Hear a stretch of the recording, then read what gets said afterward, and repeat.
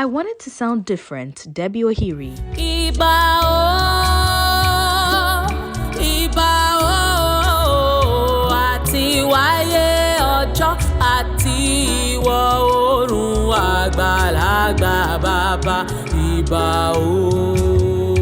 Singer-songwriter and actor Deborah Ohiri Oletibo, professionally known as Debbie Ohiri, in an interview with Hiptv, speaks on why she decided to choose African folklore and talking drum as an indigenous African musical instrument to pass her message to fans. The singer also disclosed how she has managed to remain relevant in the competitive space of the entertainment industry. For me to choose that path, I've always known that I wanted to represent my culture, my roots, my identity. And I knew that, and because of course I'm a trained folk singer, and my dad played guitar for Fela for a short period before moving to King Sunny Ade's band.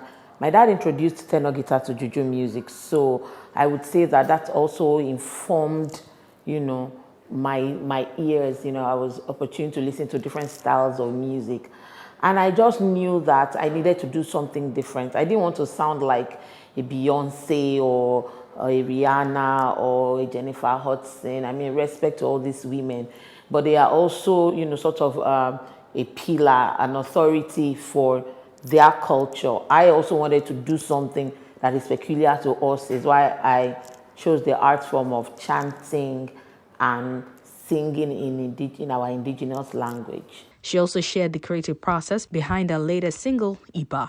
I would say that Iba is a gift from God through me to humanity.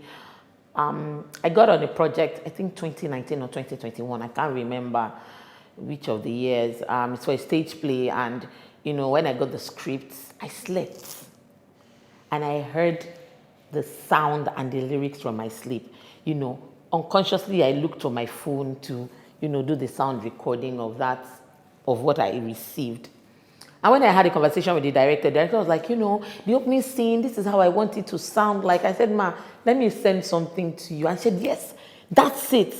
I just knew at that point that anytime I'm ready to come out for my own personal project, that would be the song to put out. I mean, who am I without God? Who am I without the master artist? And yeah, that's it, basically. The singer also discussed the importance of the 16th Headies theme to the growth of Afrobeats in the entertainment industry. Okay, I would say that, it's even a great, tagline for the Headies ceremony this year. I mean, I think it's high time we begin to tell our stories by ourselves the way we know how to. I mean, we can't continue to live in that brainwash, that colonial mentality of another person trying to tell us or how to teach us how we are to be, when we are the owners of the culture, and the culture is the way of a people. How can somebody that is not a part of what I am come to tell me how I'm supposed to be? I mean, I think that's a konoma. So I like that, we are beginning to tell our stories in the most authentic way, which is us.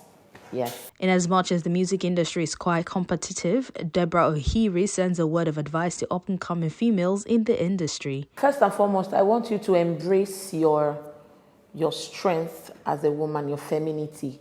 The first call for you as a woman is you're a nurturer. So naturally, when you want to nurture something, something must give way for something. Give way doesn't mean absolute, cut off. I'm married, I have a son. At the time, I think I was performing 2 weeks to my EDD, and by the 4th week after I had my child, that was when Prince Charles came to Nigeria, and I was called on to come and do the welcome chants for him.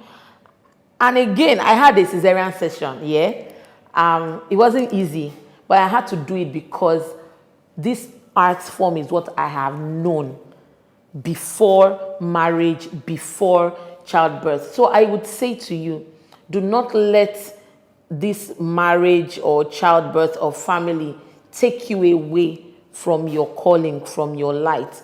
Yes, it's possible at some point.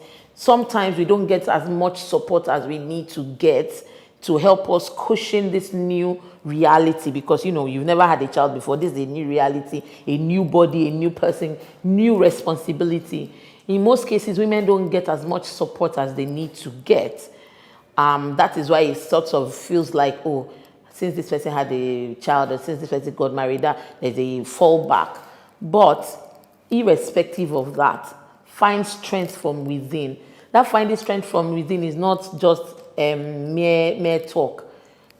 The beautiful thing is that God has empowered us, God has wired us to be able to, withstand certain pressure. Unless you tell yourself to go and tap into that thing, you won't know that you're able to do it. So please, any young woman out there, do what you're supposed to do at the right time. When the time for family comes and childbirth and all of these things, go in, heads high, shoulders up, and take it like the queen that you are.